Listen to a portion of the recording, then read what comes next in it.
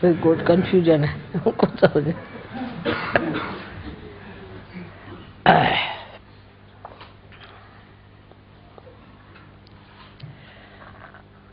The first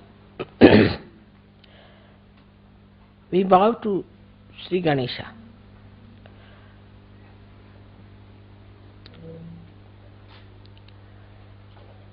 Because Sri Ganesha is the source of innocence within us. So actually we bow to innocence within us.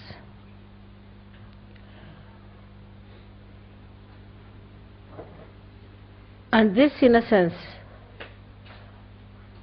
is the one gives you the enlightenment.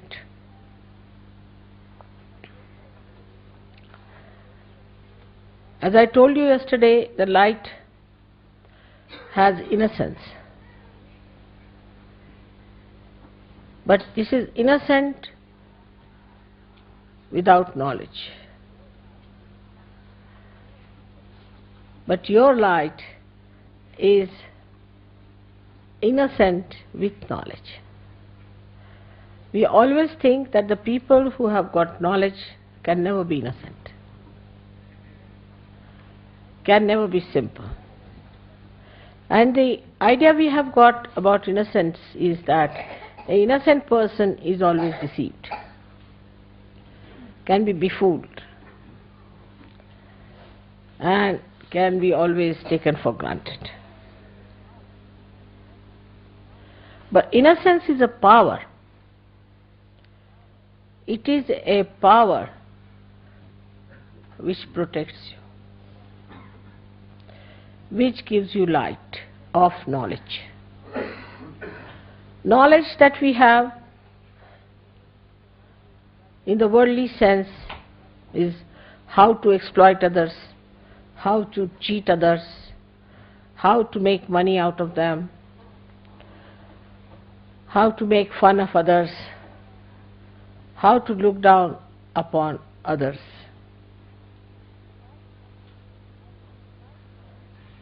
But the light of innocence is the light by which you know that love is the highest thing. And it teaches you how to love others, how to care for others, how to be gentle about others. It also gives you the light within. It's just the other way around of this avidya that we have in this world. Just the other way around. The avidya outside teaches us competition, how to put the other person down, because it has fear. It is insecure. This knowledge is not secured at all. If it had security, it would not have behaved like this. But the light of innocence knows everything. It has no fear. When we say children are innocent, we mean to say that they have that power of innocence. Many times people have noticed if a child falls from a height, he doesn't die, while a young man may die with a much smaller height. And the child is not afraid while falling. He just enjoys as if there's a parachute coming down, nicely. And then when he falls down also just gets up, laughs, smiles at everyone. He doesn't understand why everybody is worried. Because in that innocence he knows that he's looked after. He's protected. He knows that there is a power which is much higher than him, and he does not have to worry. Then we start putting ideas into the head of the child. And that is how he starts losing his power of innocence. And he becomes a coward. He becomes a cunning fellow. He becomes an unrighteous personality.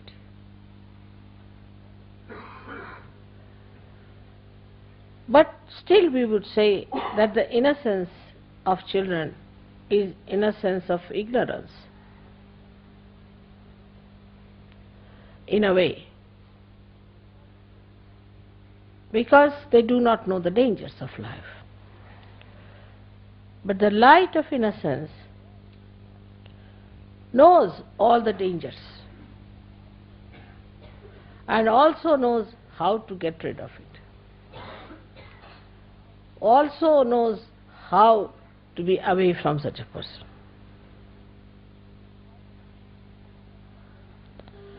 There was a wise man who was going on a staircase. There was a stupid man coming from the other side, foolish man. So foolish people are always aggressive. That is one of the signs, because they have inferiority complex. So the foolish man says to the man who was coming up, he says, one had to move on one side. So he says, I don't move for fools, the foolish one says. So the wise man says, I do, and he moved.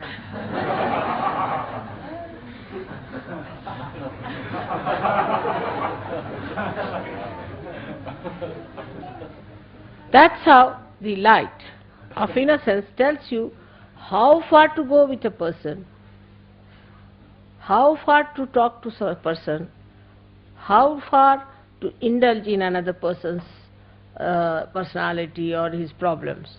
Otherwise he recedes. He understands that this gentleman is a stupid fool, so I move for a fool like that.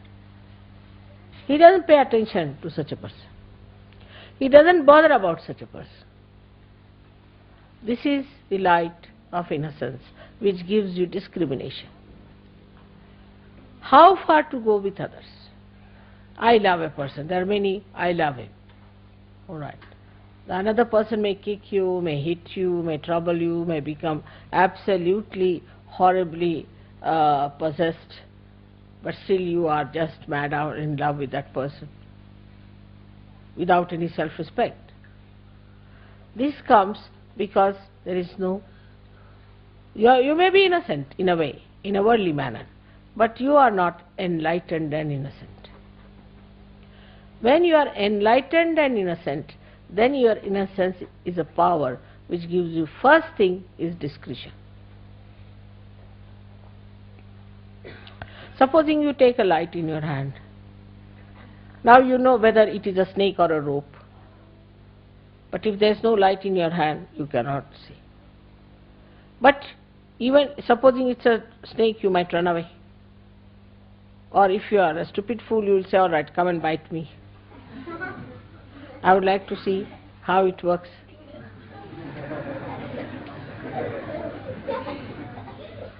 Children are there.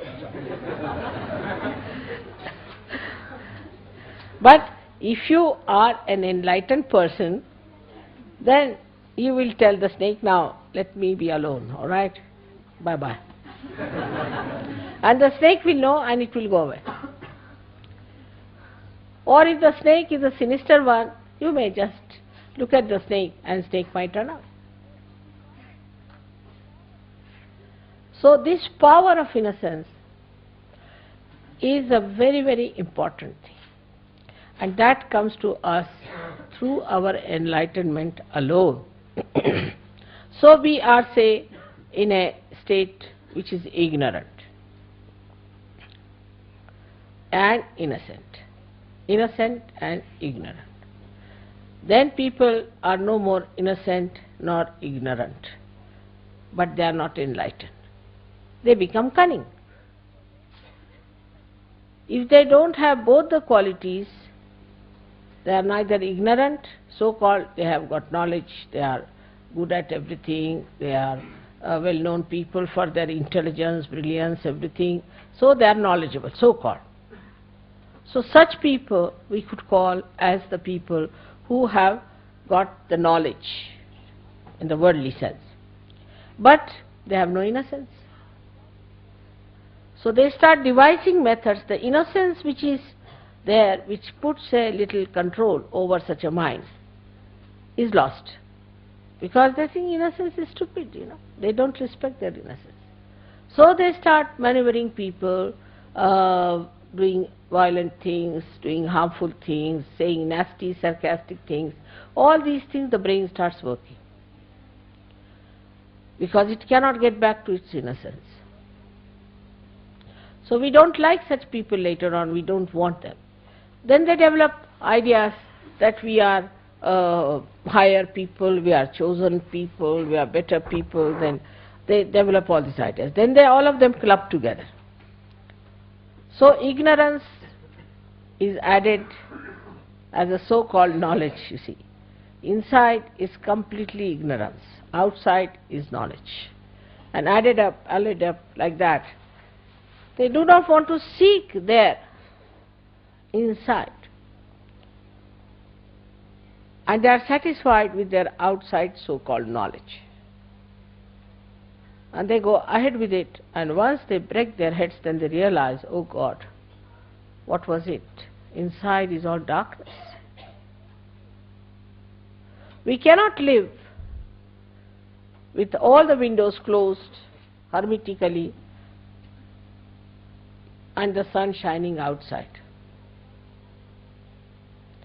We have to have light inside to see for ourselves what are we, what are our powers, how far we can go, how we are working out ourselves, our lives, our aims. Now the enlightenment, as the enlightenment you see here is of these lights, is manifested within you as vibrations, as Chaitanya, as light. So the Chaitanya itself is the light. But the difference between this light and that light is such that this one will only tell you as far as your eyes are concerned. It will tell you that it is a stone, or it is a wood, or it is a house, or it is a face of a man, anything, this light. But it won't be able to tell you whether this person is good or bad, whether this house is vibrated or not, is auspicious or not. So it doesn't give you auspiciousness, the idea of auspiciousness. So we are talking of Ganesha's innocence, which gives us sense of auspiciousness, and ourselves also makes us auspicious. This is how the Chaitanya itself is enlightenment. Chaitanya itself is enlightenment. It relates to you all the knowledge which it has. Now imagine what a micro arrangement it is. That the Chaitanyas which are small, like we can say little round valayas, small ones, they have intelligence in them and discretion built in them to tell you whether a person is good or bad. You have got it, Sahaja Yoga, so in a simple way. So we have not bothered to find out what your computer has got. It has got the knowledge. Now to know not only if the person is good or bad, but what troubles that person has got. Now this light can go up to one dimension of a person, how he looks, how he walks, everything. And if you start imagining something, if you start imagining and saying that, I feel this way, I think this way, not all right? Huh? You can't hear me? I'm upstairs on the baby's hole. Huh? On the baby's hole.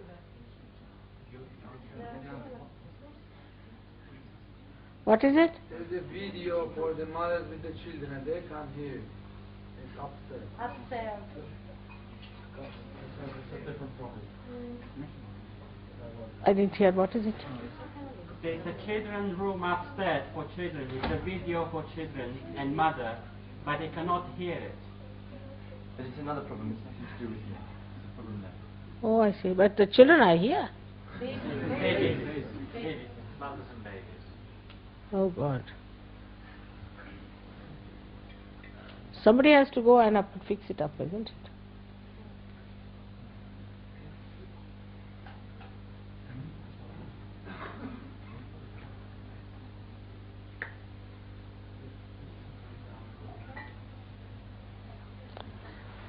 I think you should have tested it before, isn't it? All right.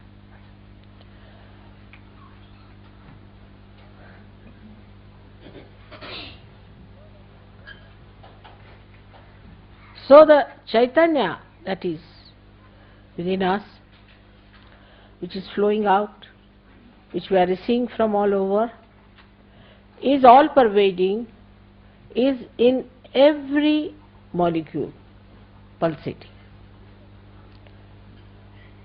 which gives us knowledge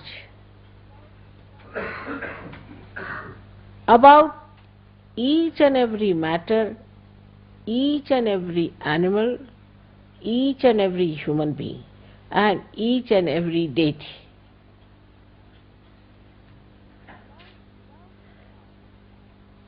Without this light, you could not have recognized me. You could not have recognized any deities. You could not have known your position in life and your aims in life. You would not have known what is your purpose of life. Why are you here? Are you here just to make some money, put some in the insurance, some in the shares? Of course, now nobody will do that. And get some house and dance on the fingers of your wife, or the wife has to dance as the dictates of the husband, to bring up children somehow. Are you here for that? This Chaitanya tells you very clearly, no. Because if you get more involved into these things and become completely cut off from the collective happenings, then this light goes off. As soon as this light gets disconnected, you can't have any light.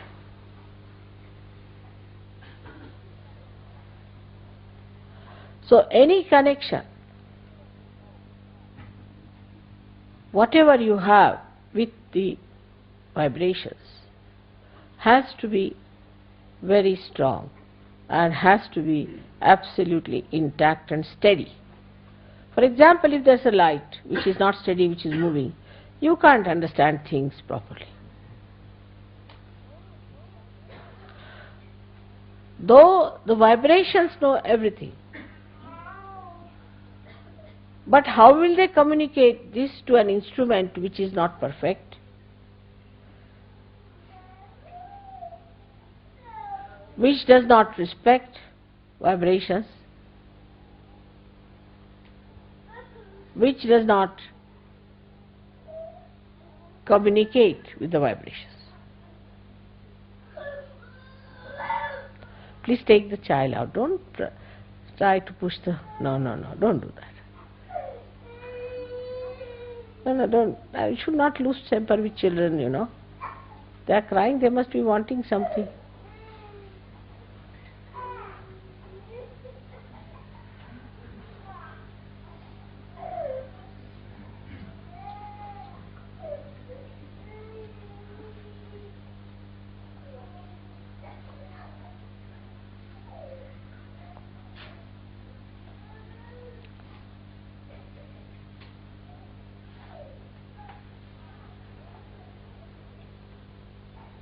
So this